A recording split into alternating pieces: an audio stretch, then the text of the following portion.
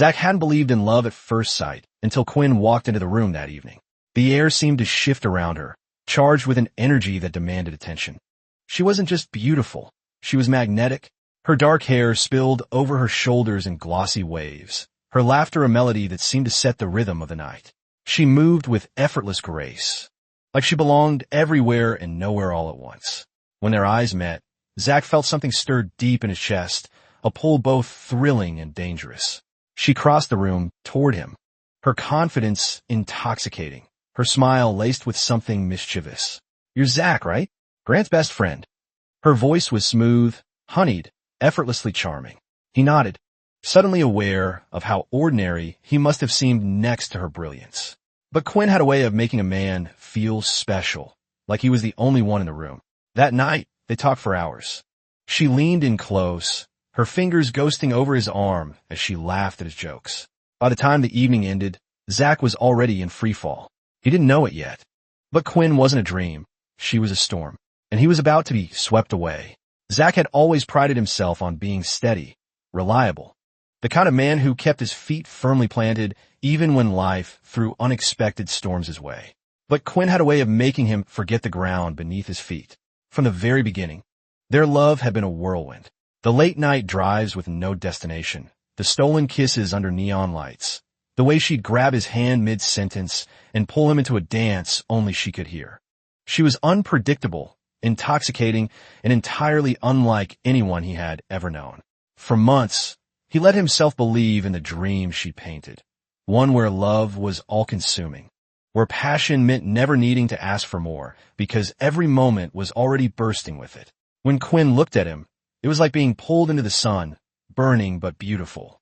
But there were cracks beneath the glow, ones he ignored too easily. The missed plans that were always brushed off with a dazzling smile. The way her phone never seemed to be far from her grasp, lighting up with messages she never explained. The occasional moments where she seemed miles away even when she was in his arms. Zack convinced himself it was just who she was, free-spirited, a woman too big for the ordinary world, and he was lucky just to hold on to her. But love shouldn't feel like chasing someone through a dream, always close but never quite within reach. He just hadn't realized yet that he was already losing her. The first time Zack felt the uneasy shift between them, it was subtle, like a barely perceptible change in the wind before a storm. He had planned a simple evening, nothing extravagant, just the two of them at their favorite little café on the corner of Madison Street.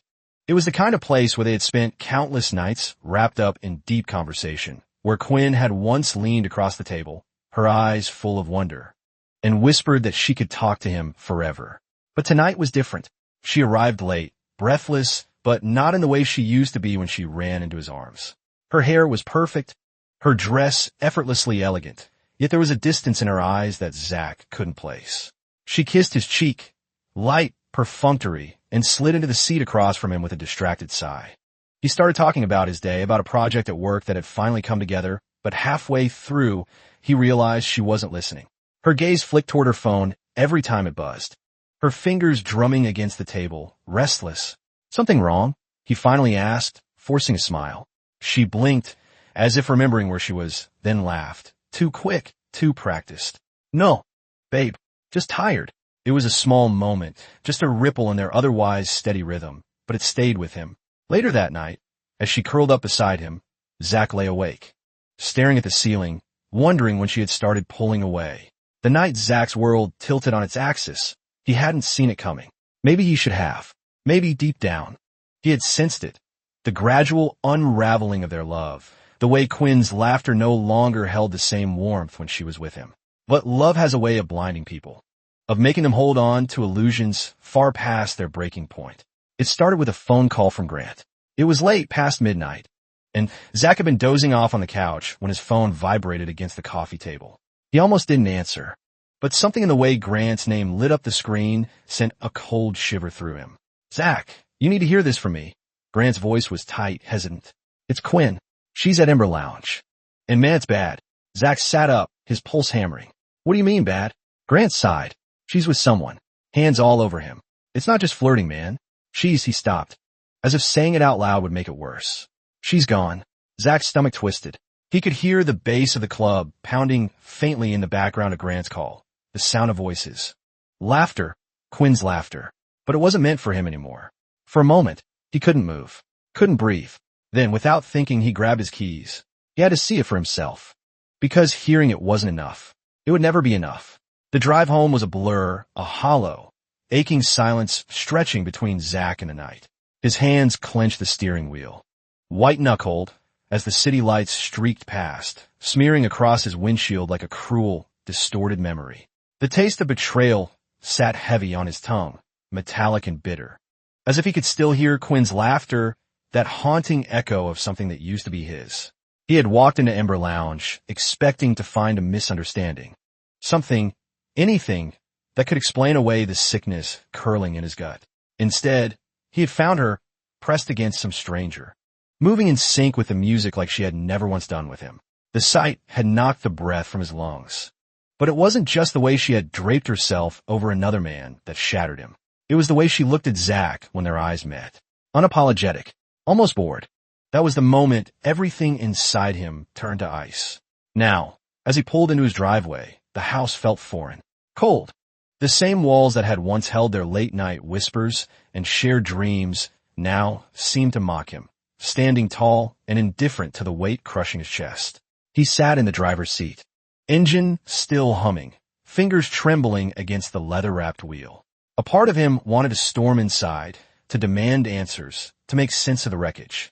But another part, the part that hurt the most, already knew there was nothing left to save. Zack sat on the edge of his bed, staring at the half-empty closet. Quinn's clothes were still there, draped over hangers like ghosts of a life that no longer belonged to him. The scent of her perfume lingered in the air, a cruel reminder of what had once been intoxicating and was now suffocating. His fingers grazed over the fabric of one of her dresses, a sleek black number she had worn on their anniversary. He had told her that night how beautiful she looked, how lucky he was. He wondered now if she had already begun slipping away from him even then. His chest tightened as his mind replayed every missed sign, every moment he had chosen to overlook. The late nights, the cryptic smiles at her phone, the sudden disinterest in their once effortless conversations. It had all been there, painted in broad strokes, yet he had refused to see it. Love had made him blind, and now the truth burned like acid in his veins. With a deep breath, Zack stood and grabbed an empty duffel bag from the shelf. He wasn't going to let her linger in this house like a shadow, haunting him with every step. One by one, he pulled her clothes from their hangers, stuffing them into the bag with an eerie calmness. This wasn't an act of anger. It was something colder, something final. As he zipped the bag shut, the silence in the room felt heavier than ever. This was the beginning of letting go. The evening air was crisp as Zack sat on his balcony, a glass of whiskey cradled in his palm. The city stretched out before him, a glittering maze of lights and distant hums of life. For the first time in months, he wasn't drowning in the noise of Quinn's betrayal. Instead, he was floating above it, detached, watching it from a safe distance. The rage had simmered down to something quieter, something more resolute. Grant had been right. Letting go wasn't about revenge. It was about reclaiming himself. Quinn had taken too much already. His time, his trust, his love.